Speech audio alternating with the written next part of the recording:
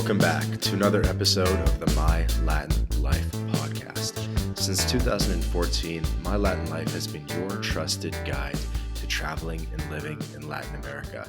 Today, my guest is Jordan from the Options Mavericks. I first got connected with Jordan through Benjamin at the ROI channel, where I did a guest appearance. They're fellow Australians. And in this episode, we're going to talk a little bit about life in South America and a little bit about options tradings and the unique way that Jordan makes money online. He's based now in Buenos Aires. So Jordan, welcome to the show. Thanks very much, Vance. It's great to have a chat, mate.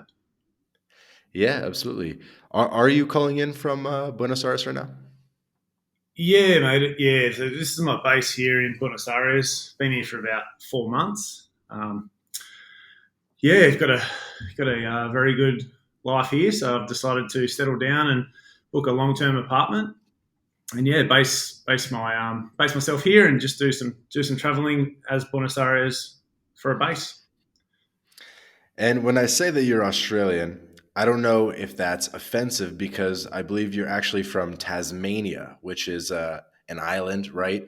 And so I don't know if you guys have like a little independence movement or something going on. I'm just kind of fucking around, but tell us a little bit about Tasmania because I don't know too much about it. It's a little small island, like 300 kilometres from Melbourne to the south, separated by a water body. And it's kind of a little bit of its own thing. 500,000 people. But we still consider ourselves Australian. There's a lot of running jokes around about Tasmanians from the mainland. We call everyone that comes from mainland Australia. We're basically Australians, but we're pretty proud to be Tasmanian. We have a lot of great land, beautiful landscape, lovely beaches. Our weather's cold, so it's not your typical like Gold Coast or your Sydney beaches. It's cold weather, similar to sort of London or the UK. We're at the expense of a lot of jokes from the mainland Australians. We're still pretty proud to be Tasmanian, and we're quite a small population, and a lot of people do remain in Tasmania, and there's not so many travellers I've found from Tasmania. Most people like to just stay home, stay put. Yeah, I want to get into that, but I do want to learn a little bit more about Tasmania. So Hobart is the biggest city. Are you from Hobart or somewhere else? Yeah, I'm from Hobart, but I grew up about 40 minutes to the south, which there's basically nothing there. It's only a small city, Hobart, so as soon as you drive 20 minutes, you're in the countryside. From like a small town out there with a bit of land. That's where I grew up for 20 years before moving into Hobart and going through university and that path in life. Sweet. Man, I love the accent. I know that we could talk about gardening for an hour and a half and it would still be interesting to the audience just with the accent. You're our second Australian guest, our first being Eddie Kwan. So everyone go check out the Eddie Kwan episode. He's a bit of a money Twitter legend, currently living in Colombia. You got to give us one joke about Tasmania, though. Like, what is the impression of Tasmanians from people from mainland Australia? So the first one that springs to mind, the most obvious one, is the two-headed Tasmanian. So they run a joke that basically says that every Tasmanian has a scar on their neck, and that's where their second head used to be. So it all stems from the early days of settlement and inbreeding. I hate to say it, but that's just what they make of us, these mainland Australians. But it's something I've copped a lot because I've lived in Western Australia for many years, worked in Western Australia. So I've always been on the end of a few of those jokes. So you said you moved to Hobart for university. I'm guessing you studied geology?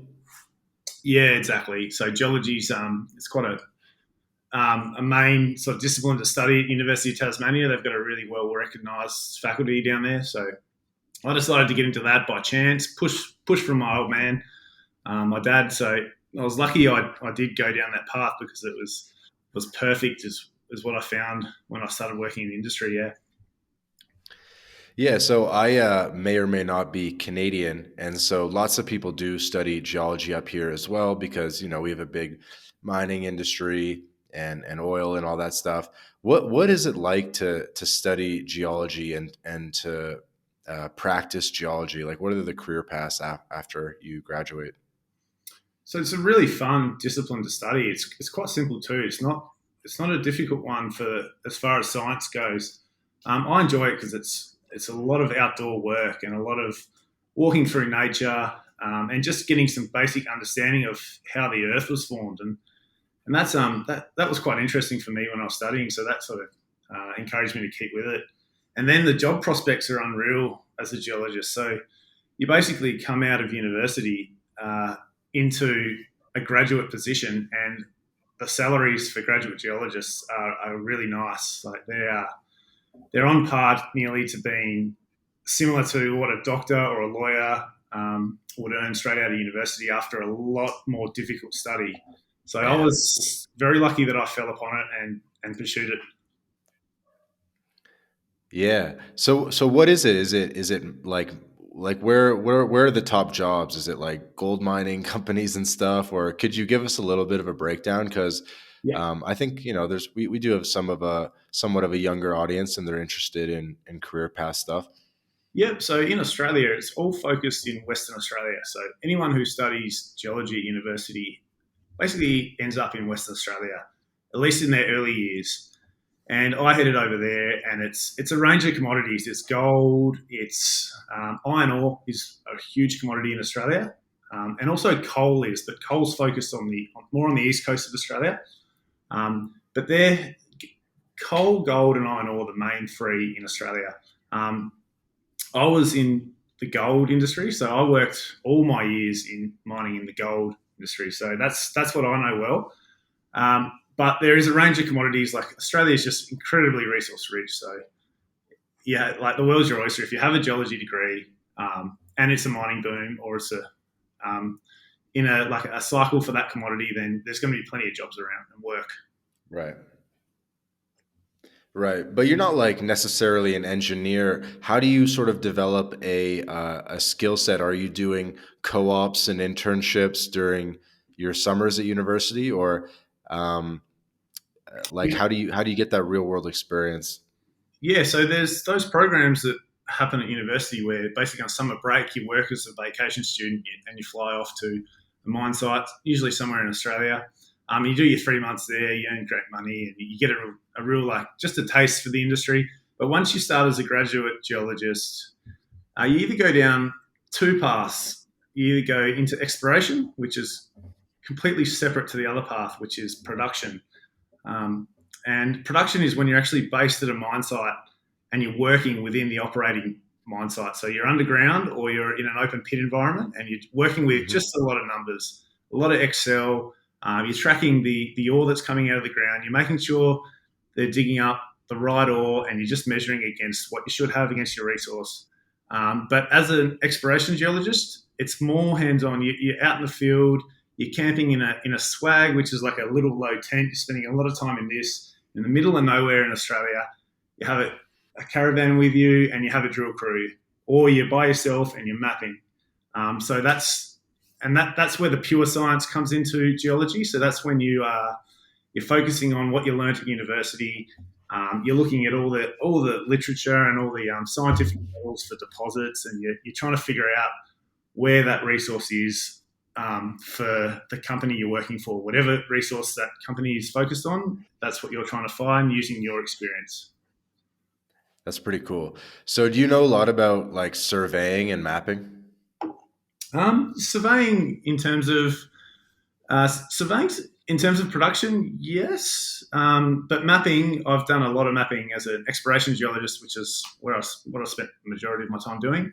I've been days and weeks just mapping out in the middle of Australia by myself with a ute, which is your car, a light vehicle, and then a GPS and a mapping board, and you're walking 20 to 30 kilometres a day, making observations, and then using your GPS to mark what you've seen and recording the geology.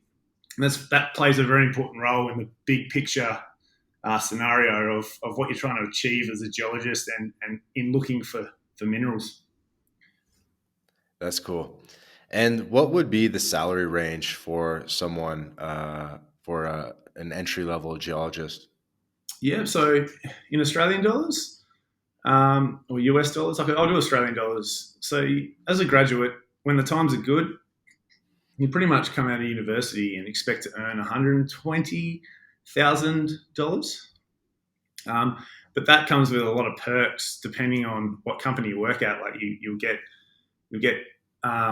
free health service, free private health cover, and then a lot of the time you are actually out at the mine site or the exploration site working, so you don't have a chance to spend any of that salary. So all your food is paid for when you're out there, all your accommodation. So there's those little costs that come into it that really allow you to save a lot of money in your early years as a geologist. Right. And isn't it that like a lot of the wild Australians in Southeast Asia, they're like mining type guys that Yep, they're making, and I think I've even seen documentaries where people are like souping up their cars and stuff like that because exactly. they don't have any expenses when they're out in the field, and then they come back to civilization and they just have like buckets of money. That's exactly right, mate. We call them in Australia fly in, fly out miners. So that's what your job is. You're a fly in, fly out miner because all the mine sites are remote. So you've got to fly out of there from a major city. So yes, so that's exactly what happens, and they get the Bogan name tag against them as well. So they just come back to Perth or whatever city they're flying out from, Brisbane, and they just have heaps of money to spend, and they buy all the toys, or they go to and live in Bali or they go to Thailand and they just have like stacks of money. These people that they're tradies or they're sort of like they're entry level jobs a lot of the time. So they just have all this money all of a sudden and they just, of course, they spend it. That's just the way it goes. Love it. So you're a geologist in Australia. Things are going pretty well. Obviously, you're an adventurous guy. How do you make your way to Latin America? Yeah, quite a long story, but I'll try and shorten it. I basically worked in the industry for many years. I think I did close to 8 years, and I hit 30 years old. And on top of that, COVID happened, and I just really wanted to leave and travel. Australia was quite strict with lockdown, so I made a rule that as soon as we're allowed out, I'll head over to Bali, which is also where I lived for 4 years. While I was a fly and fly out geologist, I based myself out of Bali. I was lucky enough to do that. But after COVID and after restrictions sort of eased up, I headed over to Bali. And before that, I had a savings account I was putting money into to eventually quit my job. I love my job, don't get me wrong, but I just hit the age of 30 and I thought, it's time to do some traveling. Now borders have opened up after COVID. It's time to go and see some of the world. So I had a travel fund there that I was putting money into, got to Bali, and I realised I didn't just want to be someone just sapping that savings fund at 30 years of age. So I explored what I could do to keep my mind busy as well, because I'm coming from a really intense job. I was an underground mine geologist before I left, so it's a really demanding job. So I just wanted a way where I could put my savings account to work and actually earn me some money instead of just sapping it over the next however long I want to travel for. So I was lucky enough to meet a really intelligent investor who's also a very good friend of mine, and I lived with him for 4 years. So he got me investing in the first place, and I made a good amount of money off copy trading him basically, and using sort of his life as a template. So he was living in Bali and he was options trading, but he'd been doing it for many years. And I sort of never understood what he did for income, but I knew he had these great investment ideas. So I used to follow him into trades. So I basically went over to Bali again, caught up with him, and I asked him, how can I make an income now I'm not working, and what could I do with this money? And he's pointed me towards options trading. And it was kind of a bit daunting at first, but I dug into it for about 2 months. I got him to show me the basics, and I did my own research and I studied up on it, and I just realized very quickly how powerful this tool can be for income. And I thought it was a bit of a secret sauce to escaping the rat race, if you like. I just basically did as much as I could with that. Used his life as a template, and I decided to take it elsewhere out of Bali and actually do some traveling because I knew I would have an income to sustain my travels. So then I headed over to Mexico first, and then I dug into options trading, and I found it worked out quite well for me in the early stages. I was just doing very basic options. So I made And were you doing like commodities where your geology background came into play, or what options on what? Yes, exactly. A lot of the stuff I was trading was actually off the back of my mate. So he has these great ideas where he's very early on the concepts, and I was just picking some good stocks within sectors that he was recommending. But yes, I do get my edge from being able to read like releases from mining companies because I used to write a lot of them myself. But yeah, mostly commodities and energy was what I was trading options on. Got it. So you made your way to Mexico, first destination. What city did you go to first? Straight to Mexico City, and I really enjoyed it. So I spent what I spent about a month in Mexico City, and that sort of formulated the way I wanted to travel. Like I wasn't too keen to hop from place to place really quickly. So I'd bunker down when I got to a place. Like Mexico City is my first stop, so I did 3 weeks there. Got to know the place a little bit or as much as you can in 3 weeks. Really enjoyed Mhm. it. And then I wanted to go to the beach, so I headed over to Puerto Escondido, spent a few weeks there as well. During all this time, I was options trading and I was basing my level of fun off how much I would make trading. So that sat very well with me because I'm quite stingy with my money. And if I could see an income coming into my bank account, then I could enjoy it a lot more rather than just stuffing my savings. So yeah, I went to Mexico City, went to Puerto Escondido, and then did the San Cristobal over to Chiapas because I wanted to see the Mayan ruins. And yeah, that was basically took up. Yeah, that would have been 2 months in Mexico. It's such a long time now, but yeah, really love the country a lot. Have a lot of time for it. Yeah, so finished up in Mexico in San Cristobal. Yeah, so let's talk a little bit about your first impressions of Latin America, coming from Australia and from Asia. You're experiencing this new world, new culture in Latin America. What were some of your first impressions? As soon as I arrived, mate, I realised how much I should have practiced Spanish. So that was the immediate thing that hit me. I need to get my Spanish as good as I can quickly, or enough to get me by anyway. That's very different to Asia, obviously, where they never expect you to learn the language in like Thailand, Indonesia, Bali. Um, yeah, so when you do arrive into Mexico, anyone that's asked me since, I'm just like, just get basic Spanish down pat because your life is a lot easier, as you would know, Vance. So yeah, that was my first impression is I need to get the basics. Um, and what else did I find? I found, yeah, of course, it was quite cheap for me. I got here. My money went a long way. I'm trying to comparing it to Bali and Asia. So I got out to the beach, Puerto Escondido, and it was great out there. It gave me a very Asian vibe, like Asia surf beach vibe, such as anywhere in along the south coast of Bali. The surf's really intense out there, so that was a bit different. People were lovely, a lot of parties going on, a lot of young backpackers.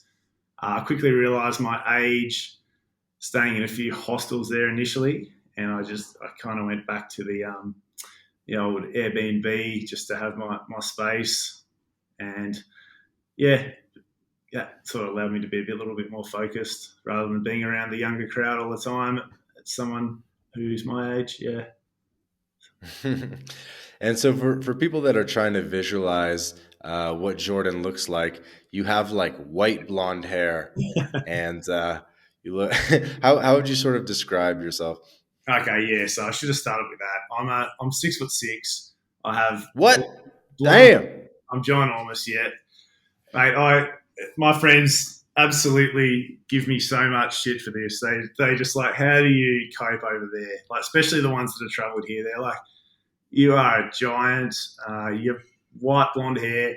Uh, you're just a circus character over there, and that's exactly been my experience, mate. It's all been super positive though. To be honest, it's never been a negative thing. I've only ever had people want to talk to me.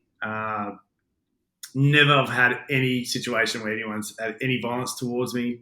I've been in some sketchy times as well. I've walked around late at night, drunk, all the rest, and I've only got positive things to say as of yet.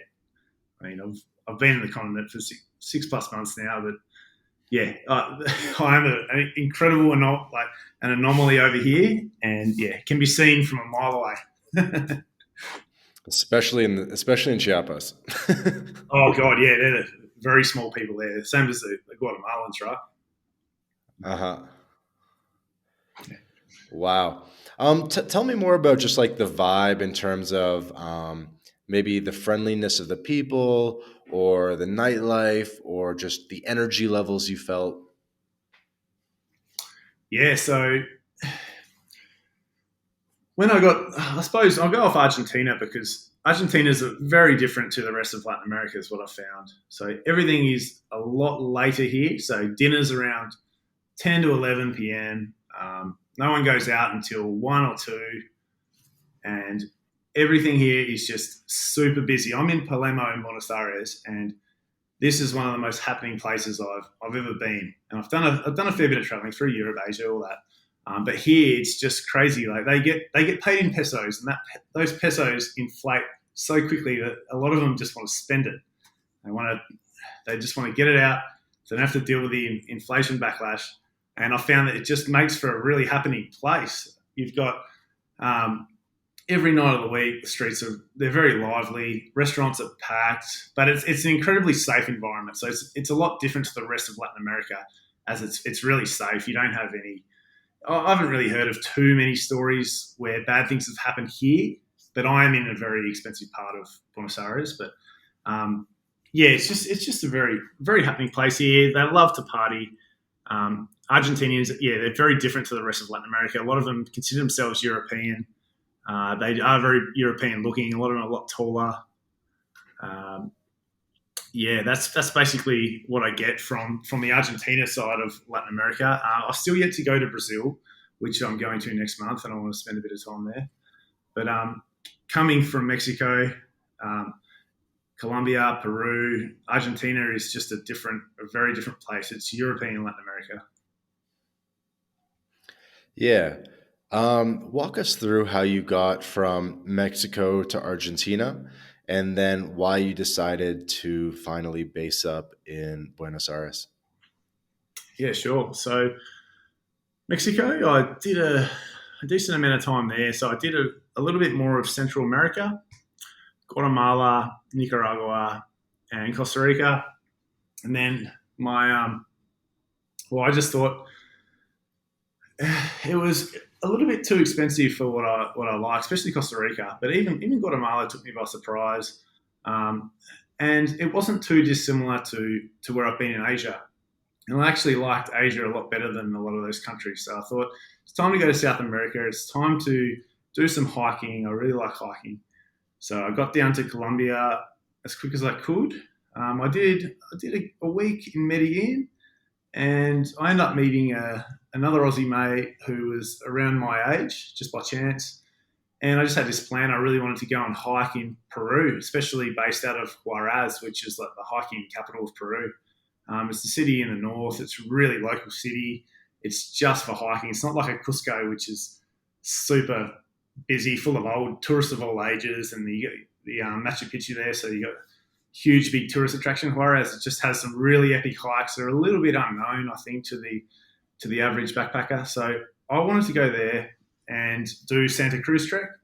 So I've convinced this guy to come along and do it with me. And instead of doing it group, we just did it solo. So we hired everything in town and then just set off for 4 days out of Juarez. So this was after Colombia, a couple of days in Lima, bus to Juarez, about a 9-hour bus. And then, just hire the gear and then do this epic hike. And on this 4-day hike, we only ended up seeing 2 people. And it was amazing. It was one of the best things I've ever done. Just an incredibly unpopular hike with still some of the best scenery to date. Like you're hiking through 4,000 meters, you're sleeping at 4,000 meters, just snow-capped Andes, glacial lakes, rivers. It was a really good time and really good fitness challenge. And then so did a couple of weeks there, did some other day hikes there, and then headed down to Cusco, and that's where I spent the next few weeks. And I didn't even do Machu Picchu in Cusco. I was just happy to set up and do some work there. And I had a really good Airbnb that was, I think it was $10 a night overlooking the whole of Cusco in San Blas there. And I just thought it was a great base for a few weeks.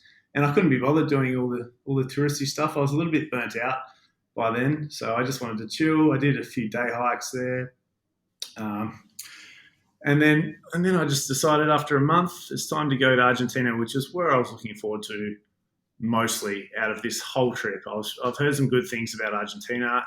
I heard how cheap it was for anyone earning US dollars like I was with my options trading. So I got to Buenos Aires by myself.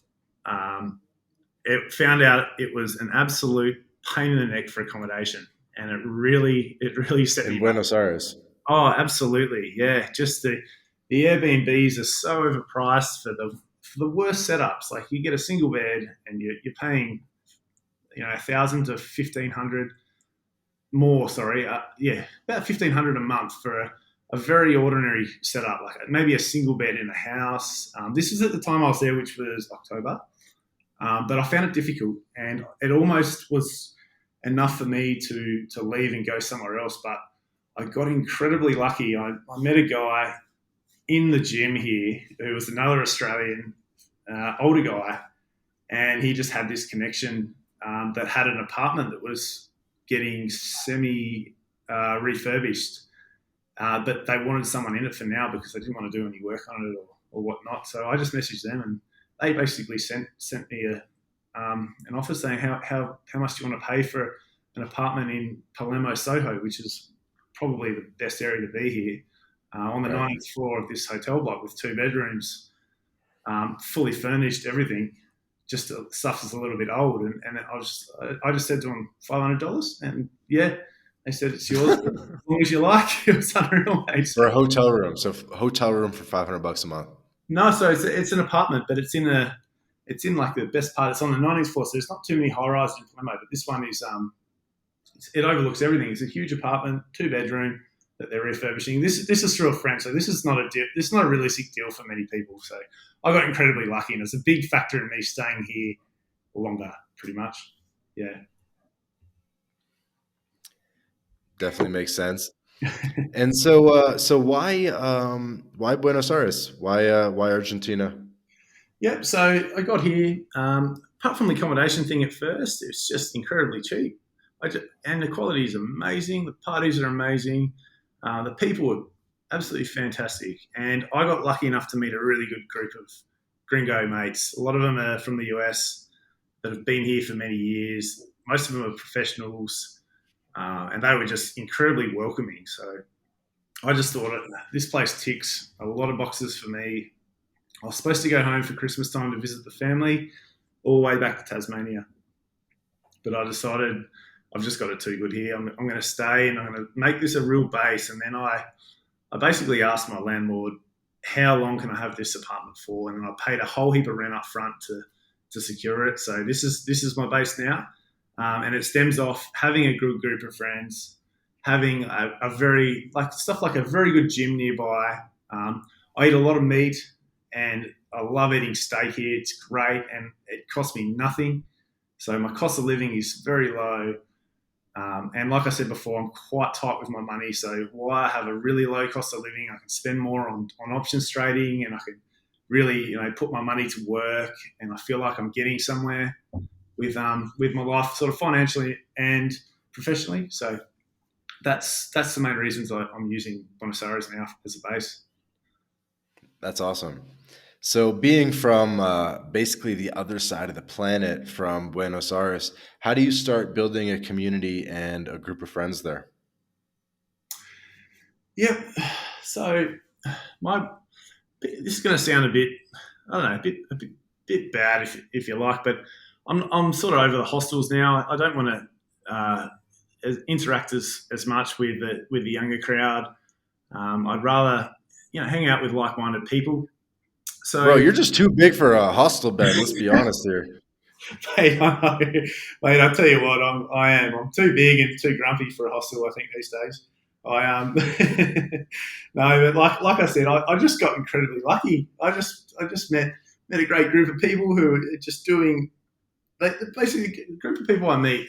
Someone owns they're incredibly well connected. Someone's a cattle station owner, or someone owns a vineyard, or someone's a professional in the city. So they've always got something going on. Every other week, I've got the option to do something. So it was incredibly lucky for me to meet this group of people. And yeah, so making a network out of that. Like, I haven't met many Australians over here. It's always been Americans in Buenos Aires, and seem to get on well with American professionals that are living here. And yeah, it's just, I think it's if you're an outgoing person, I'm not. But if you are an outgoing person, I think you can do very well here in Palermo and Buenos Aires, and in finding yourself a comfortable place to live and a good group of mates, because I've found everyone is very welcoming, especially to gringos. Yeah. How? Sorry, I'll cut this. Kind of fucked up. You're right. So you're there in Argentina basically in the summer, and I know in my experience that there tends to be a little bit of blackouts and electricity cuts in this time of year. Have you experienced any of that? Not at all. But in January, the city has literally, I wouldn't say half, but it is so much quieter than November, October, December.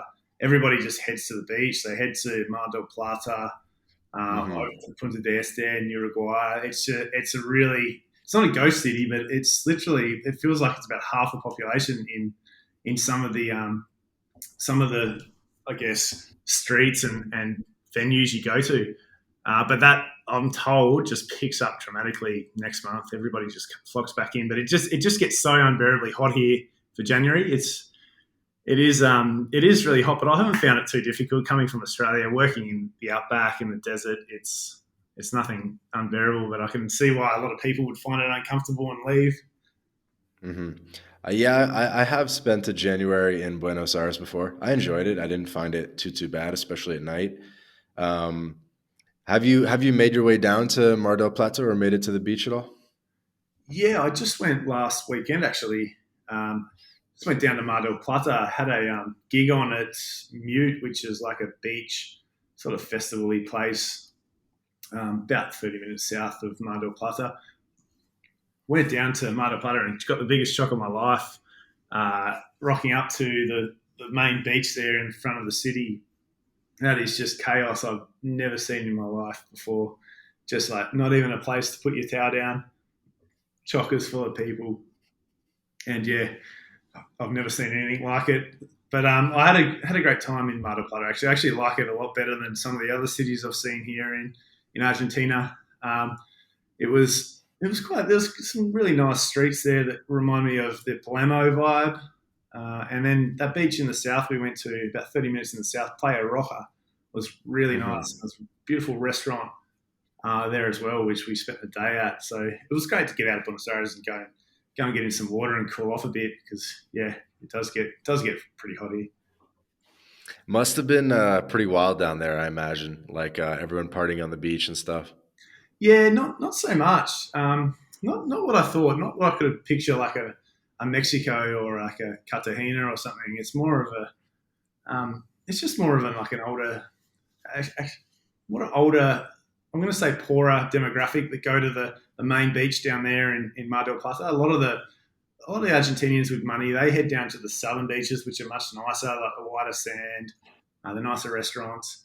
Mm. But not so much. We went to a gig at Mute, which was Artbat, who's a Ukrainian DJ. So that was a good time.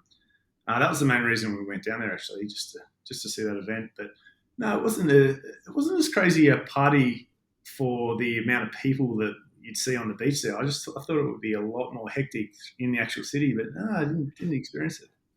Okay. Yeah, Jordan, this would actually be a good bit of intel to expand upon. You're saying that different demographics go to different beach towns in the summer in Argentina? Yeah, hugely, mate. Yeah, I don't know a huge amount about it, but from what I see, yeah, you cashed up Argentinians. They go to your Punta del Este in Uruguay. That's your main sort of location for anyone with money in Argentina. That's where they head. There's a heap of parties on there, a heap of beach clubs. It's close. It doesn't take too long to get to. Um, It's expensive though. it is very expensive. It's US prices, yeah. What I've heard. I haven't been there, but I've heard that that's just incredibly expensive. And that's kind of a reason I've stayed away, because I just don't need to go there. I don't come to this part of the world for the beaches. I've been in Mexico. I've been in Bali for that. Here, it's more about the life in general and how many boxes of Steak. eggs, the food, the parties. Yeah, so I was going to ask you about that because you definitely strike me as the type of guy that would have made his way to northern Argentina and maybe go to Tucumán or to Salta, etc. Do some sick hiking. Have you made your way up there yet? Yeah, I've done a couple of weeks in Salta. It was fantastic. Blew my expectations. It's literally half the price of, or expensive Buenos Aires. So it's half the price of where I am in Palermo. And scenery is unreal. It looks a lot like northwest Australia. So Carragini in Australia, which is a very famous national park, got rocks that are 4 billion years old everywhere. So parts of Salta look exactly like this.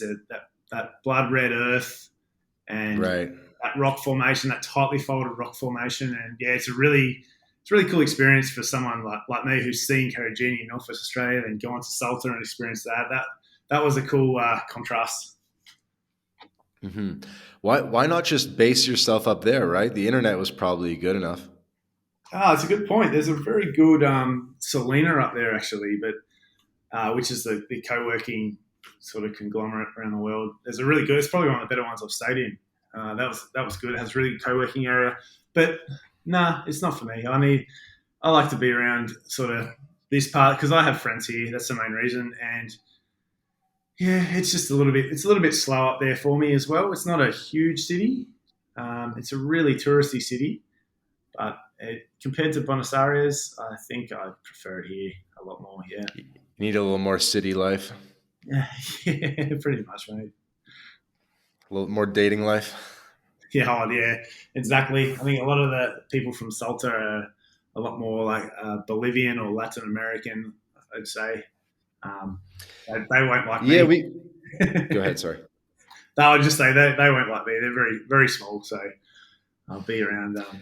Better probably We down. got into a little bit of that in the episode with Bowtied Mara, Mara. So if anyone wants to check out more intel about Argentina, highly recommend they check out the Bowtied Mara episode, which is basically 100% dedicated to that because he's based in Buenos Aires, being a Dutch guy living in Argentina.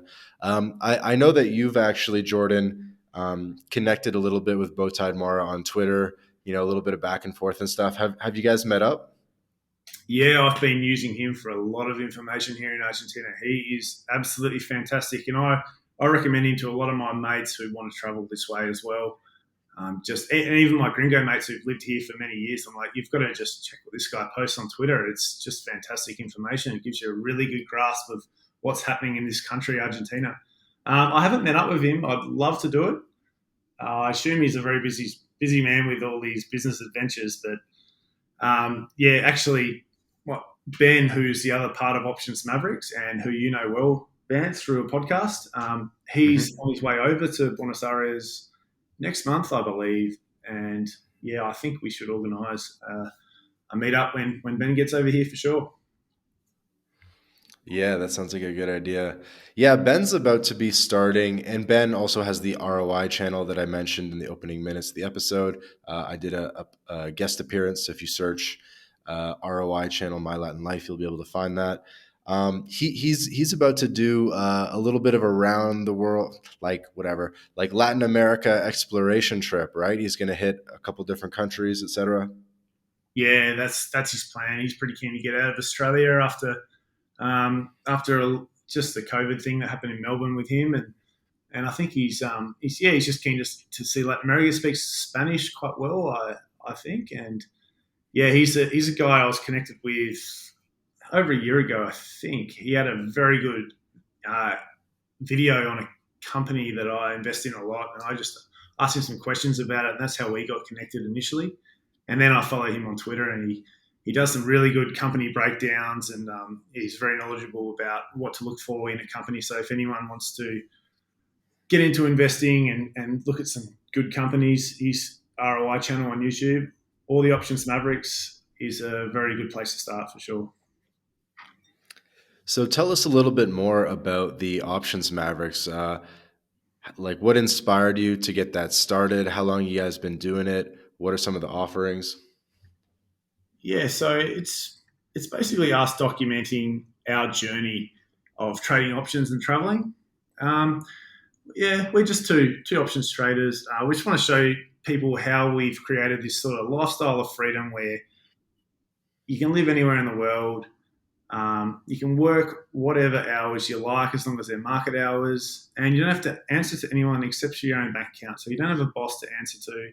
You can just you can just trade these options. I've made plenty of trades on my iPhone from a beach in Mexico or a small village in Argentine Patagonia. Like it's quite a simple way to earn money if you want to travel. But saying that, you've got to have a certain amount of income as a base or of savings as a base that you're willing to throw into an investment account and almost gamble with, but gamble with a lot of less risk.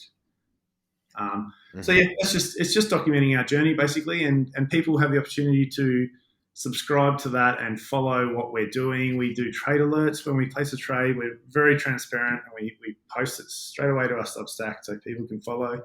And we're very approachable. So any questions people have with it, we love to answer because we're just passionate about this style of life. It separates you a lot from the digital nomad who I find a lot of the time are very stressed. They're waking up at obscure hours to work on a European time zone if they're in Latin America or Australia. So it just kind of skips out all that sort of time stress. You work when you like. You trade to whatever your income goals are, and we're just documenting it. We're not qualified financial advisors by any means. We're just documenting our journey and putting it on a platform where people can see who might be interested. How did you originally learn about options trading and build a skill set? So very lucky, mate, and I wouldn't have learnt anything about it if I didn't live with a guy called Trader Ferg on Twitter, who's has quite a big following. I saw how he was living in Bali, and I'd have to fly back to work every week from Bali to Australia to do my time in the outback working, and I just sort of saw Ferg not doing any of this. I was like, how do I do what this guy's doing? And so I was very interested in it, and I asked him about it, and he just he just sort of gave me a little template to use. He's like, you got to save up a little bit of money, start reading this. I'll show you the basics of options trading. So I just basically followed that template that he had, and it gave me. As soon as I started digging into it, it was all from how Ferg structured his life. And I would, yeah, like I said before, I wouldn't know about it at all if it wasn't from what I observed when I lived with the guy. So it's very lucky that I came across it. Um, yeah, and it just Hmm. worked for me perfectly from the reasons I stated before with Options Mavericks. How much money would someone need to get started in options trading for the returns to be sort of worth it? So that's a very individual question, but to get started, you'd need a minimum of, I'm going to say $5,000 just to get yourself familiar with the process. So you'd place incredibly small trades until you're familiar with the whole basic options process. And you'd ideally trade weekly options to get you into the, so your expiry would come sooner and you would learn what happens at expiry. And if your options expires in the money or out of the money, and that's just a way of fast tracking your learning with it, which is what I did. But yeah, minimum 5,000 just to get you to learn the process, and then it's all about scaling up after that. And whatever income goals you have, that's entirely up to you. For me, I'm trading with, I've tried to earn about 2 to 5% of my money each week through options. So it's hard to say because it varies how much money I have in this trading account because I invest in other stuff as well. But for me, in Argentina, I can live off, I'm going to say $500 a week comfortably, very comfortably, including my rent. So that's just for me, but for everyone, it's going to differ. And what like stock exchanges or options exchanges are you primarily trading on? Is it US based markets or Australian markets? It's US based, so it's the New York Stock Exchange, which is perfect when you're in the Americas because you're on the same time zone. You have to wake up at a silly hour like you do in Australia or Europe. So it just works in with my usual day routine here. And then again, it's not the whole day of trading is what I work. It's just when I feel like it while the market hours are open. That's when I work and how much income I want, basically. But I'm someone who's coming off a portfolio to fall back on. So I don't need that money to survive, but it's just how I base my level of enjoyment here is by what I make from trading options. Yeah, I think trading to survive would be a little bit stressful. Very stressful, mate. Yeah, I don't recommend it to anybody. I recommend you have a base or something to fall back on and you start small and then you scale up when you're comfortable with it and you basically make it as much risk off as you can. For me, you don't go down the crypto path. You stick to decent companies that are in a good fundamental sector and you invest in those and you see what options are associated with them. Definitely makes sense. So speaking of stress, let's talk a bit about the lockdowns. I know it's a boring topic, but I know that there's a lot of Australian listeners, Canadian listeners, and people that otherwise went through pretty brutal lockdowns, Australia being famously one of the worst. And now, like you said, things loosened up and you made your way to Latin America. I'm assuming that you're not regretting having left Australia. Not at all, mate.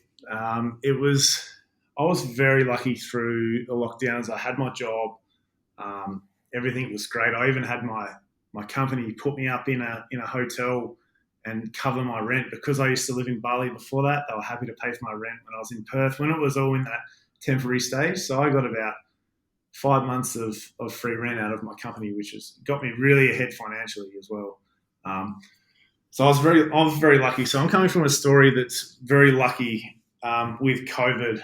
I also made some money investing in the 2020 lows as well. But as a whole, I was very disappointed.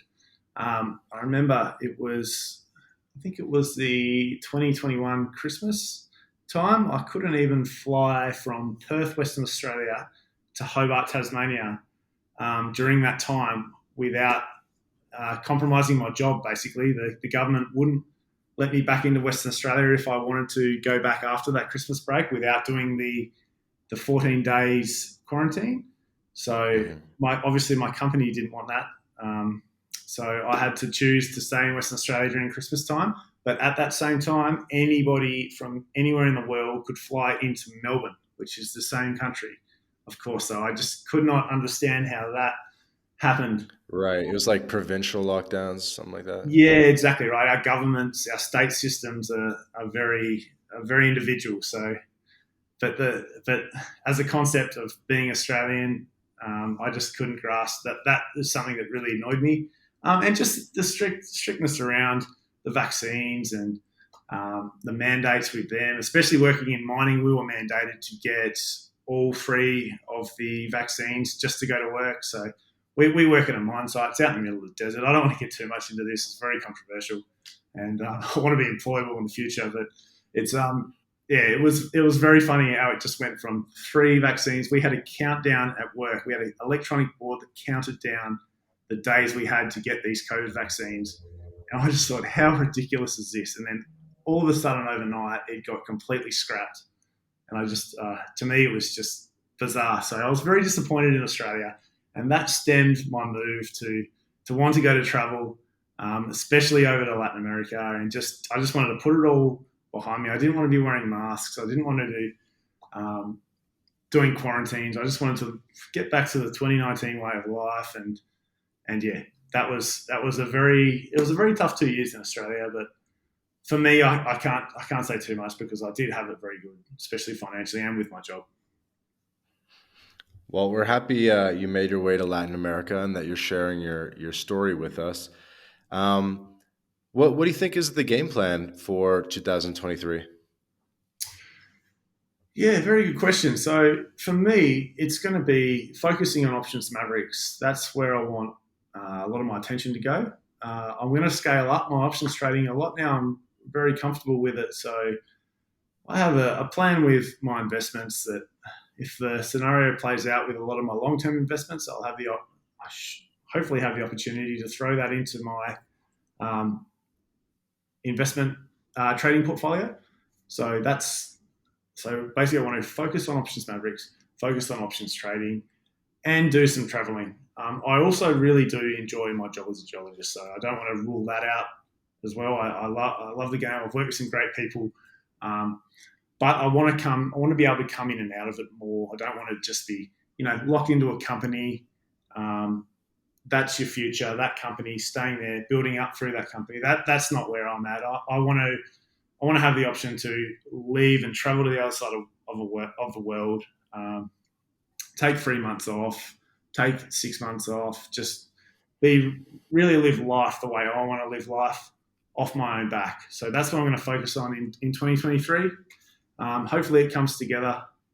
But yeah, so far it's off to a good start with Options Mavericks, and we'll see how it goes with trading. Mm-hmm. The career of being a geologist, are there any opportunities to work 100% remote or to work online, or would you probably have to get pretty creative with the career opportunities? Like, do you think that there is a path to using that skill set in a fully online work capacity?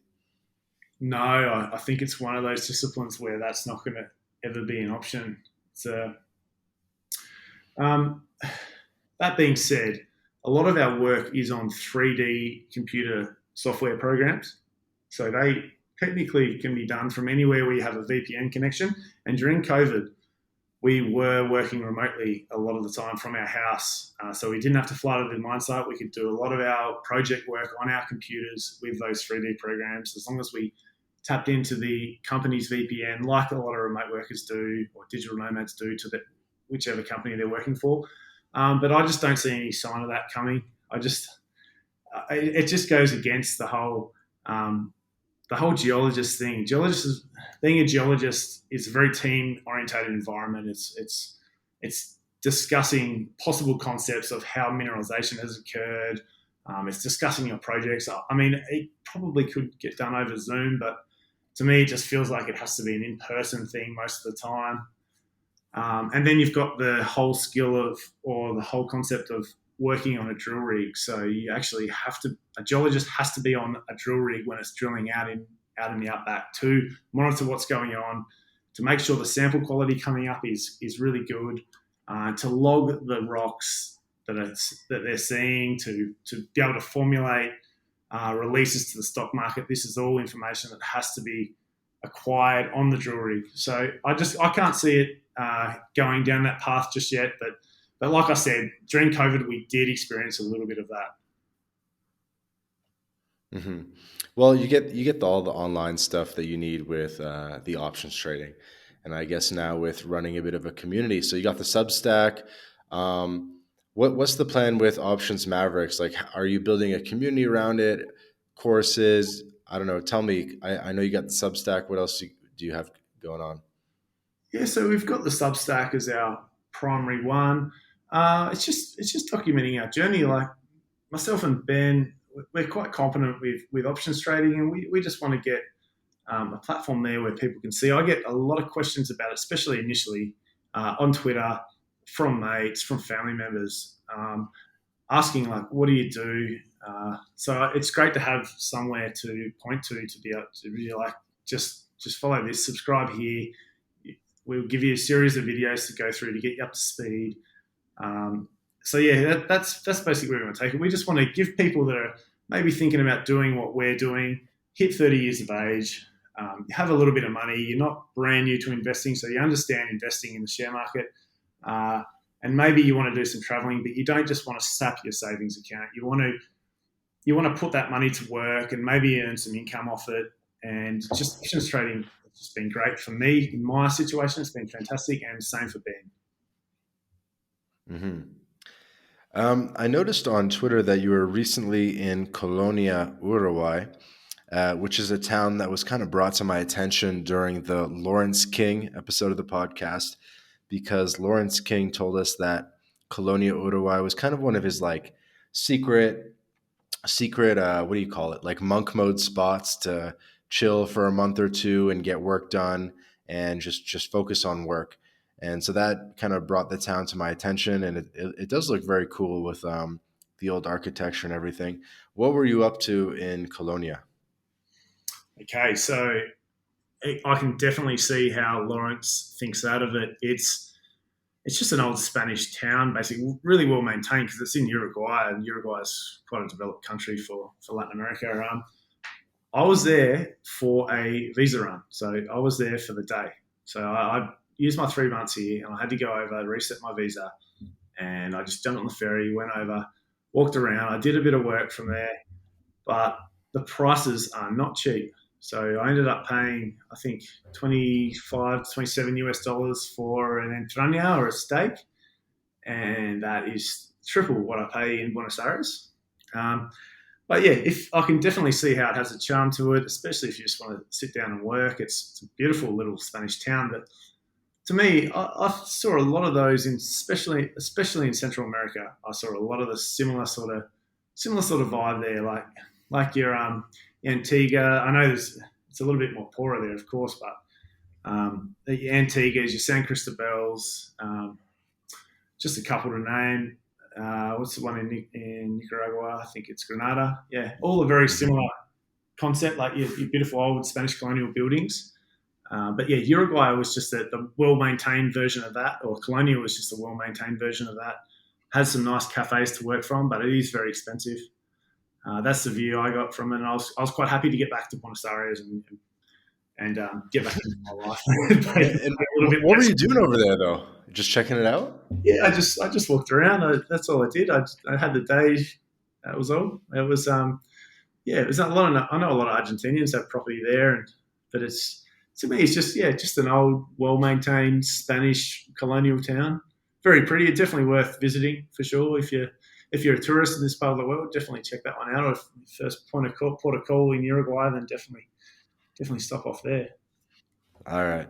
I'm scrolling your Twitter right now, so I'm kind of going to bounce around between destinations. But in Mexico City, I posted a photo from a bike shop slash cafe, and you mentioned that you had worked from that same desk many times, and also recommended me to check out Baveno Cafe.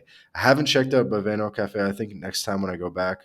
Um, but yeah, I mean, tell us, were you like trading options in the cafe and everything? Absolutely, yes. That was where I first really started getting into it. Was Mexico City. So that was after I'd done all my research and I really wanted to give it a proper crack. Um, so I went. So I just scoped out all those cafes like you were doing there, and Boveno was a really good one. It was across the road from where I was staying, so I just liked it. It was a nice big open space, great Wi-Fi, coffee.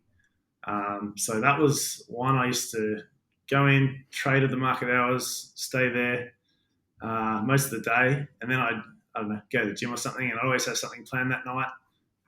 But yeah, I love Mexico City. It gives me a very similar vibe to Palermo in Buenos Aires. Mm-hmm. Um, I can see yeah, that. very very much so. Street food's amazing there. Um, but what else did I do there? Nightlife's great too, and the street Okay, food. I have a question about the options trading from cafes Yep. because sometimes you can't really stay in a cafe the whole day, or you kind of need to like get up during the day, or whether that be to switch cafes or to go to lunch, or you got to take a, you know what I mean? You got like as a digital nomad, you can't literally sit 8 hours in front of a computer screen. You kind of need to mix it up. But what if there's like an adverse move in the stock or in the option, like during the day while you're sort of on the move? Aren't you kind of out of luck a little bit, or like in a bad situation, and maybe you're stressing like, I need to find a next cafe ASAP. I need to get in front of Wi-Fi. You know what I mean? Or just, you know what I mean? Yeah, absolutely. Yeah, I definitely do not sit there for 8 hours trading. No way. If I'm sitting there for that long, I'm doing some research or I'm looking up something unrelated. Um, but but no, this is the beauty about options trading. So you place your trade. If you're trading weekly options, you buy your option or you sell your options contracts. You receive your premium, which is your income. And then you just wait to expiry. There's absolutely no need for you to tamper with that after you've placed that trade. The worst thing that can happen, especially with the methods we do, is the stock price goes down. But you're happy to hold this stock price or this stock for a long-term outlook. So you just ignore it. It's short-term noise. So basically, once you do your options trade, which is selling, most of the time we're option sellers. So we sell and then we wait to expiry and we just leave it until it expires. So we receive our income and then we don't look at it. You don't even worry. Especially when you're first starting off with options, there's absolutely no need to tamper with them after you've sold them. In our case, so for me, it works really well. So you do your trades and then you go to the gym, you go have lunch. It's absolutely no stress. I don't find it stressful at all. So like I said before, the worst that happens is your stock goes down, but you're happy to hold that stock long term because it has good fundamentals and it's in a sector with good fundamentals. So that's what we really preach. Okay, fair enough.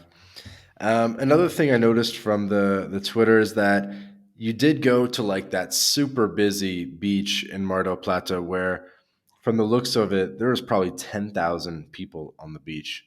Do you want to just tell us a little bit about that? Because I don't think I've ever seen a beach that crowded. Oh, neither have I, mate. That I've been to a lot of beaches in my life and never seen anything like this. So this is peak Mar del Plata summer, and we just got off the bus, checked into our hotel, walked down to the closest beach, which is the main beach, and we were just blown away. We'd actually seen photos of it, but actually be there and experience it, we were just like, geez, are we even gonna? What are we gonna do? Should we even try and swim and put the towel down? But we did. We gave it a crack. We got right into the whole culture of it. And yeah, I've never seen that many people on a beach ever. But it wasn't even a nice beach. Like the sand's really brown, the water's grey. It's a silver city, so it's yeah, it wasn't anything to write about. It's just kind of good to experience something like that. Like being a traveller, you're like, how often are you going to see something like this? So yeah, that's what we got out of it really. Fair enough. I also wanted to touch upon again how you mentioned that Guatemala was expensive. I was kind of surprised that you said that. Um, how is it that Guatemala is expensive? Do you have any theories, and what was your experience with that? Yeah, it was quite a shock actually. I remember just on the some of the buses I took there, just stopping off at service stations between those buses and buying like a Kit Kat or something, and just because you got the 20-hour bus or something. It was just like a silly price. Like it was up towards like your $5 US, really overpriced. Sort of every option in that service station shop. So that followed. After that, we ended up going to Antigua and then eating out at some, medium medium rating, like moderate. What's the word for it? Moderate restaurants? I don't know, mid tier Hmm. restaurants. and just getting the bill at the end of the night. I remember we went to an Indian place, and this thing was just crazy, just like $50 to $70 for, I think, two people for a meal. This is just crazy prices. Quality wasn't that great either. And I actually say to a lot of people when they ask me about Guatemala, I was like, just if you're going to go, just go to Antigua. Antigua is fantastic, great little town, beautiful town, and it's got the volcanoes surrounded by. You got an active volcano that erupts every 15 minutes. It's definitely a must see. But anywhere else in Guatemala, we went to Flores, did Tikal and all that. Like, that's great. But if you've been in Mexico and you've done Chiapas and you've done Palenque there's definitely no need to go to Tikal and Flores in my view. But I'm a very fussy traveller. I just go to Antigua if you're going to go to Guatemala, and definitely spend some time there. But it isn't going to be cheap, no. And still, I was staying in hostels then, and I was still paying $20 to $30 a night for a dorm. Wow. Okay, I got another one, and I'm telling you that we're kind of bouncing around, but what's the deal with James McKay, the diamond miner guy who's also a friend of Benjamin's? What's up with this guy? I feel like I need to get him on the podcast. I thought you would have interviewed him by now, Vance. He's much more interesting than me. I think he just has some really good ideas on Twitter. I just really like his Twitter account. He's thinking very in line with what I think, especially around energy, and he invested in a lot of the stocks I do too. So we're very like-minded in that. I wanted to catch up with him when I was in Colombia, but the timing didn't quite work out. I talked to him a bit on Twitter, and I should talk to him more. He's got a great mind, especially when he did that podcast with Ben. He says some really good stuff. But yeah, he's a very, very interesting. Yeah, I think he's just based in El Poblado in Colombia, and then he spends the rest of his time in Mexico. And yeah, just investing in great stuff, and has some really funny tweets that I think a lot of people need to see, and are really sort of truthful and a harsh reality for most of the world. Yeah. Yeah, I'm just giving him a follow now, but I saw the photo of the girl he was posting, and I'm like, yo, I've seen this girl's Instagram. So I kind of knew who the girl was. And then to see her pop up right now in his social media, I'm kind of like, whoa, that's kind of crazy, because I did see that Colombian girl was in Mexico. Yeah, right. Okay. Yeah, I'll occasionally see his little or his post about where he is and what he's up to lifestyle wise. Yeah, he's definitely worth a follow on Twitter for anybody, for sure. And definitely try and get him onto your podcast, mate. He's very interesting. I certainly will. So when you say that you guys are aligned in your thoughts about energy, I guess it's a bit of a rabbit hole, but like what are some of your thoughts on energy?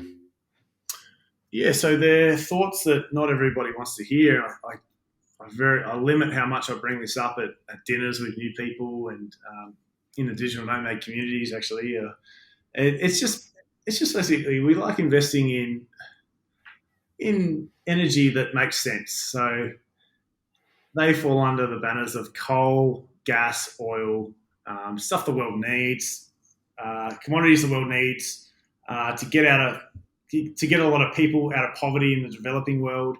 So that's sort of what we go off on. And there's a lot of companies out there that have been starved from investments, and they just trade at very low multiples, and they make very good free cash flow, and they're just on the market. And we're happy to invest in them because we look at the other side of the story where we know what these commodities really do, and they get people out of poverty. They give people secure energy. And energy security is a huge thing in the world right now, as we've seen with Germany and their reliance on Russia.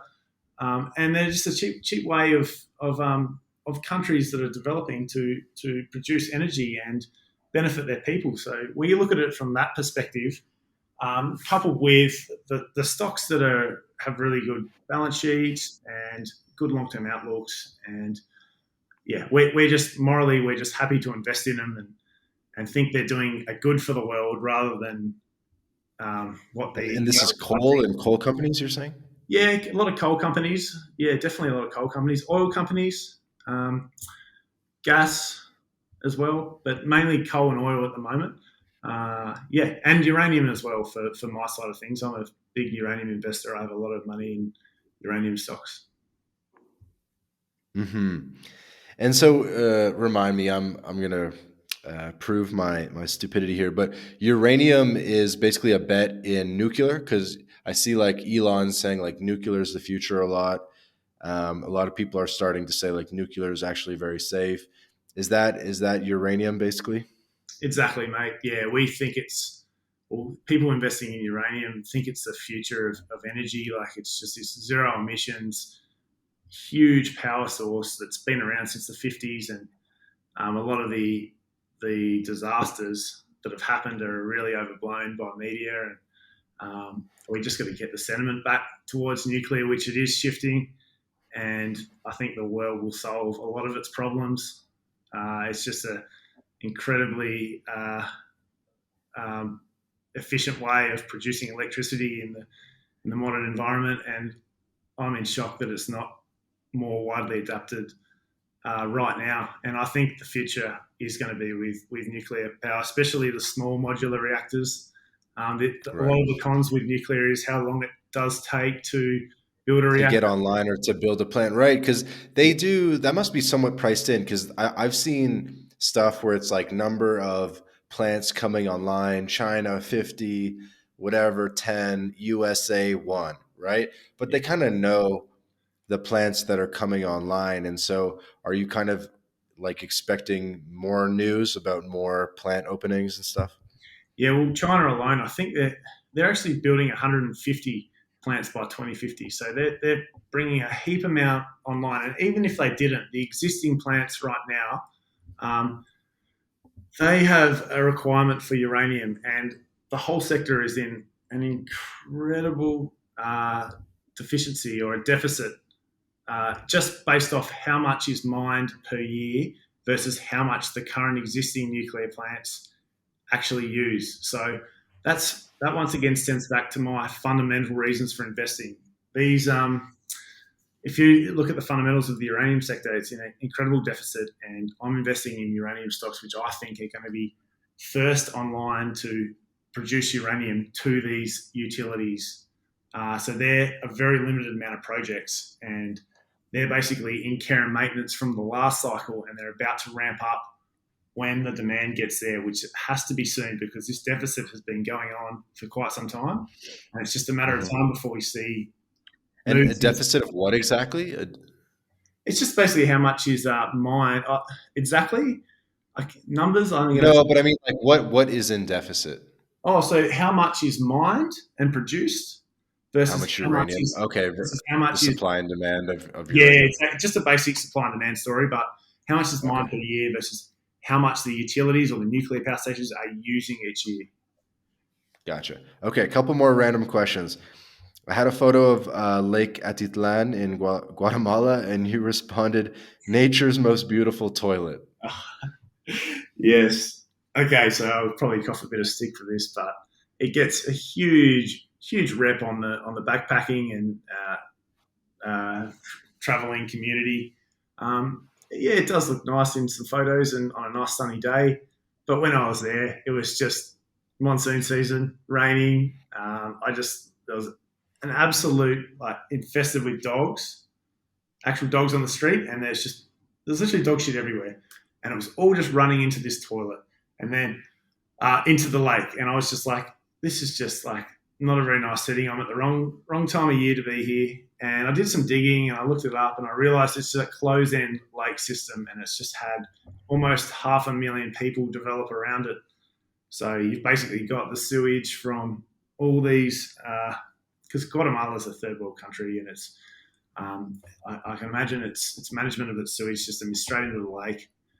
So yeah, Hmm. that's just the picture I had in my head, and I actually saw a doco on it as well. It's on YouTube under Rare Earth. It's the channel's called Rare Earth. It's a great doco, and it sort of explains all this. But yeah, to me, it just wasn't as having that in the back of my mind. I was just like, yeah, there's a lot that needs to Yeah, be. makes sense. Makes sense. And it Did you has, just call a documentary a doco? yes, is that not what you guys call it in Canada, or is it? Like DOCO? Yes. Doco? That's good. I like that. I might start using that. Okay, and you know what? Speaking of slang, there's another one where you said, I don't know if I should read the whole tweet, but it said 6 year reminder of drill rig shorts and blunnies, hot 14 days, et cetera, et cetera. What is a blunny? Oh, that's funny. A blunny is what we make in Tasmania. It's a shoe, like a work shoe, and it doesn't have any laces on it, so it's just like a pull-up shoe. I actually even see them getting worn in Latin America. Like I see people on the Oh, a blunstone, right? Blundstone. Sorry, yes, Yeah. Okay. yeah, Blunnies. Gotcha. it's a Gotcha. Yeah, Blundstone. they're actually pretty popular in Canada as like winter boots. Ah, yeah, yeah. So they're everywhere in Australia as well, and they're all made in Tasmania. The ones in Australia anyway. And yeah, they're just Really? I used to be able to wear them at work. I can't these days. Like regulations have said you can't get a laces on your shirt. But yeah, I just when I first started, it was quite rough in the industry. So you could wear shorts, you could wear blunnies, and it was just you're out in the drill rig in the baking hot sun all day. It was just a funny reminder because now I'm in Buenos Aires working on options trading, and I used to be there, and that was my day every day for 3 weeks straight, no break. Okay, yo, this is the intel we need. So the Blundstone boots that we know to be Australian are actually Tasmanian. Yes, I don't know how much it's adapted elsewhere, but they come from Tasmania. Blundstone is a Tasmanian company. Yeah. I did not know this. Yeah, they're super popular. Everyone has either the Blundstones or they have Dewberry boots, which are from Ireland, but they're basically look the same. Oh yeah. Okay. I don't think I've seen.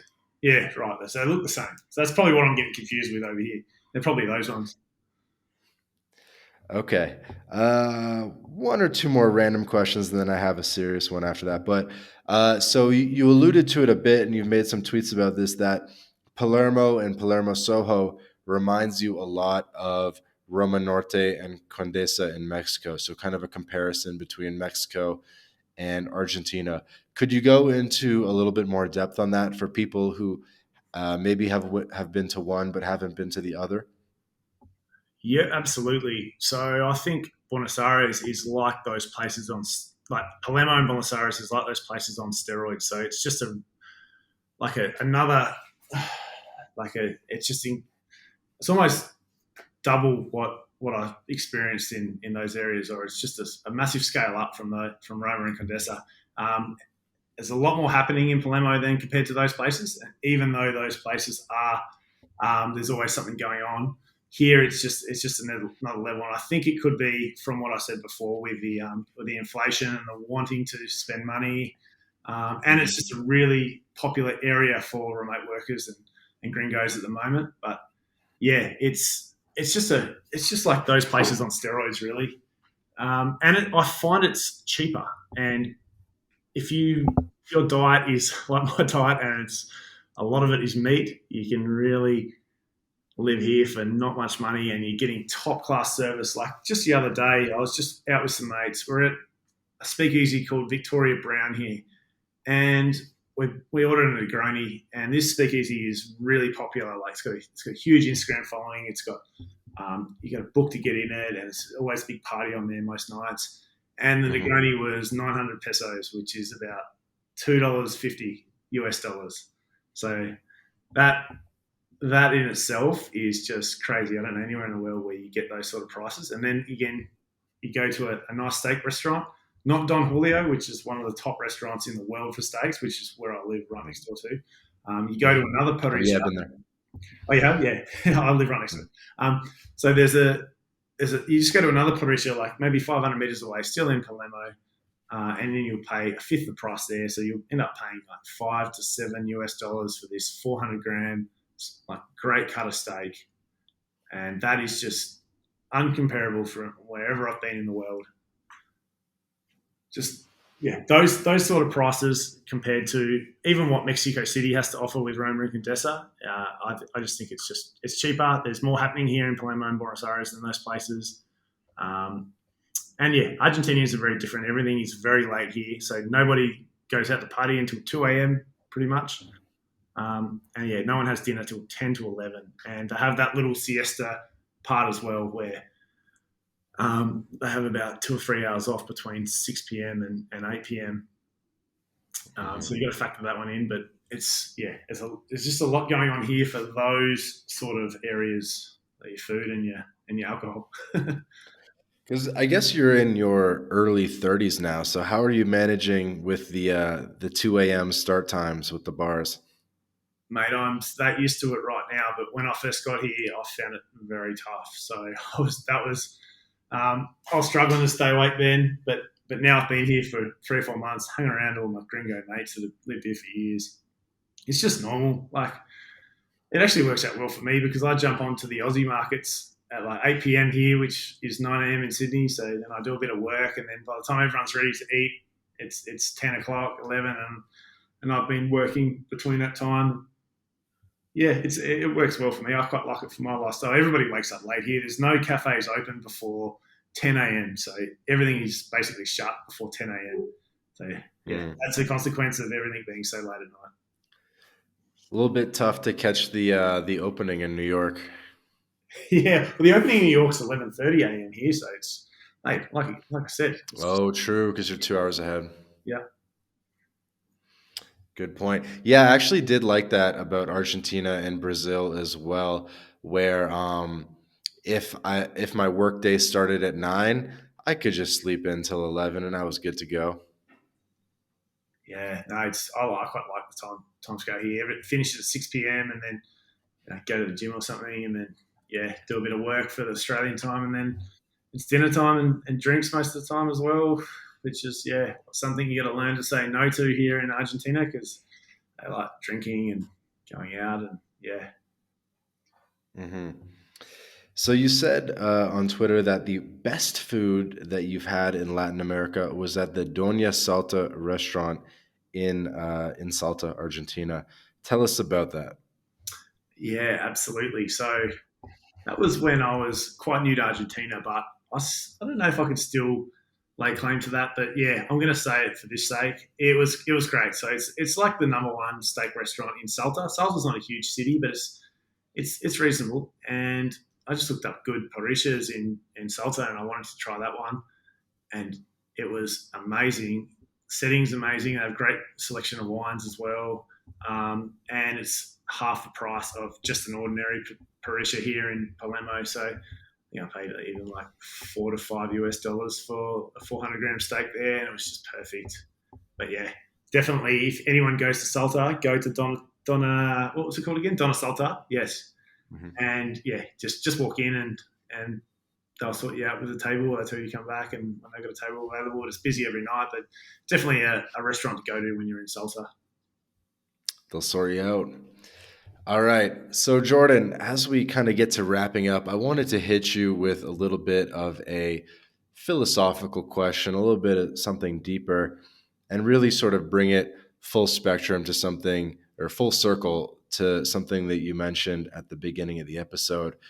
So, you said that most people from Tasmania tend to stay in Tasmania for their whole lives. And many of, I guess, your high school and university buddies are still back there in Tasmania or in Australia. And wanted to get some philosophical ramblings from you on what it's like to maybe be one of the more adventurous people from your class, and what maybe your high school buddies think of what you're up to. Yeah, it's an interesting question. I was actually talking about this to one of my good mates in Tasmania last night. I'm the anomaly, basically. So I'm the one that's off on this adventurous lifestyle. A lot of people just don't understand what I'm doing because I've chopped and changed between what I do all the time. Before I was a geologist, I was living in Europe, working in bar, worked in hospitality a lot. Then I was a geologist, and now I'm doing this options trading thing. People are just like, what is it that you're doing? They don't really understand. And as you get older, obviously you become more of an anomaly because as people get older, obviously they start settling down. That's what's happened with a lot of my mates. So yeah, they find it, every time I talk to them, they're interested in what I'm doing, but it's not for them. They're happy living their life in Tasmania, and a big trip for them might be to Bali or to somewhere on mainland Australia, or over to Europe once a year, but never the sort of level that I'm doing. I often try and get a couple of them to come over, but they're tied up into their careers. They've got girlfriends or wives or kids. So yeah, I just realised, especially now that I'm the anomaly. I'm the one that's out here doing all this stuff, and hopefully it'll wear off me one day, and I'll end up being like them, I guess. But I don't know. I can't see it for the immediate future, and another good thing I have, my parents don't ask too many questions of what I'm doing. They kind of let me live my own life, which is a really good part of it. I can imagine if your parents were hounding on your back every time and asking you what you're doing and putting all this pressure on, it'd be a lot more tougher, but mine are very relaxed. Mm-hmm. Do you ever feel bad knowing that, you're getting into your early 30s, your friends are settling down, they're getting married, they're having kids, they're buying condos, they're buying houses, maybe they're making money on the Sydney property market or whatever.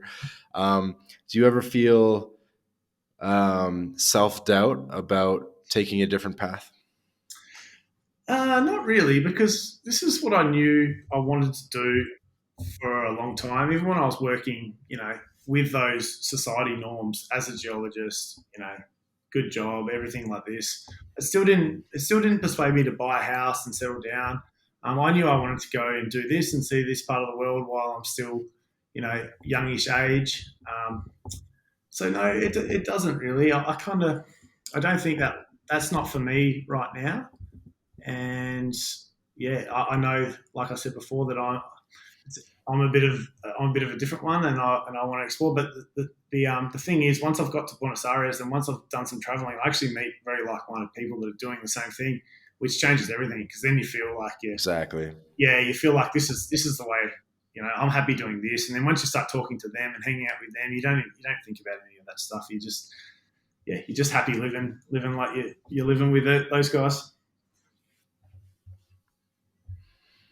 Yeah, definitely makes sense. It's a question that I always forget to ask, um, but I enjoy asking it a lot, which is I'll ask people because we have people on the podcast that have been in Latin America for like 5+ years and stuff.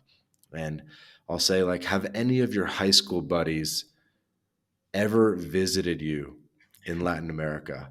And they'll say one buddy one time, or they'll say literally, no one's ever visited in 5 years.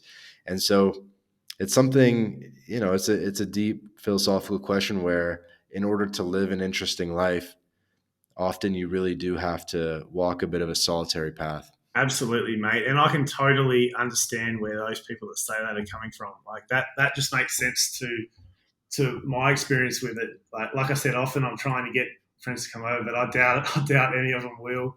I totally make sense. And the older you get, the more so you have to, do these things solo. It just depends. I'm also very comfortable in spending time alone, and I'm an introvert who also likes having a group of mates close by. So, most of the time I'm happy to spend time by myself. A lot of people aren't happy to spend time by themselves. It's one thing I've found as you get older. What's been your top memory so far from your experiences in Latin America? A top memory. Let's have a think about that for a second. It's going to come down to the people. Okay, so in terms of the travel experience, the Santa Cruz hike was absolutely number one. That was the most fantastic thing I've ever done. I'm a pretty fussy hiker. I don't like doing it in groups. I don't like doing it with people around. I don't like doing the cliche backpacker hike with 20 people. I like doing these things by myself or with a mate. And that's exactly what we did with Santa Cruz, and it was a great experience. In terms of like more on like a friendship level or experience of a city, I think what I've got here in Buenos Aires is pretty hard to beat. Just with the living arrangement, the area I'm living in, the ability to do traveling from here. There's an airport 10 minutes away that has cheap flights everywhere around Latin America. and the cost of living is super low. That includes a gym, food. I do some kickboxing as well. It's also very cheap. And the mates I've met here is a huge factor. So these guys, like I said before, very well connected, very welcoming, and they've always got they're just really good people to hang around. And my Spanish isn't at a level yet where I'm comfortable here, but that's one big thing I'm also working on. But yeah, just the group of friends I got here and the lifestyle that comes with it. It's a perfect situation for me right now. Yeah. That's awesome, man. Well, yeah, let's get to wrapping up the episode. Very gracious for your time, Jordan. So why don't you give us a shout out to the Options Maverick and anywhere that you want to direct the audience? Yeah, sure. Thanks, Vance. Options Mavericks. So you can sign up for free if you like and just receive our occasional free post just to see if it is for you. As soon as you sign up, we send you an email and it gives you a list of videos to go through that are all free and just give you a rundown on what Options Mavericks is and basically our journey so far on how you can earn this semi-passive income with no strict work hours, with no boss, and just see if it is for you. And then you can sign up for the full subscription, which is a paid service, but you do get access to our trades, and we also give you a lot of little tips in there too, which are a little, I kind of think they're game changers to options trading that everybody should know. And then, yeah, if anyone wants to send a message to me about any of that, just contact me on Twitter. I'm Geologo Trader or Geologo Trader on Twitter. Yeah, just anywhere through Twitter or the Options Mavericks Substack. I'm happy to answer any questions you might have about this semi-passive income opportunity. Awesome. I love that you said Geologo Trader. Get a little Spanish flair. You know what a geologo is in Spanish, Vance? That's good. Most people have no idea. They're like, what is that word? Geologista. I'm just guessing. No, geologo. It's got to be geologo. I'm losing it. Sweet. And yeah, just to spell that. So GEOLOGO_trader, Geologo Trader. Jordan from the Options Maverick. Dude, thank you so much for joining us. This is a fun one. Thanks very much, mate. It's been great. Have a chat.